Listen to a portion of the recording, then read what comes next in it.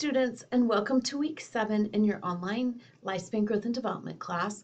This week we are moving into middle and late childhood. So not quite the teenage years, but those years right before we hit adolescence. So this week you will have your third journal entry that you'll be working on.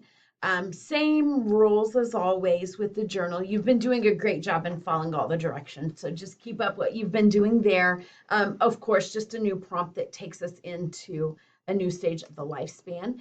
You'll have a connect assignment over genes and intelligence, and then your chapter 7 quiz.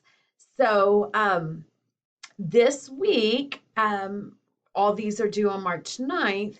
After this Sunday, that following week is spring break. So there will be new assignments posted for next week. And then when we come back on March 17th, we'll start chapter 8, which will be our halfway point. So a 16-week semester, when we finish up chapter 8 that week, we are officially halfway done with the semester.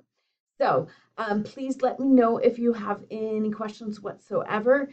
Keep up the good work. Keep working hard. I know we're all ready for that week off with spring break, and then rest up and come back and ready to finish off the semester strong. Have a great week, everybody.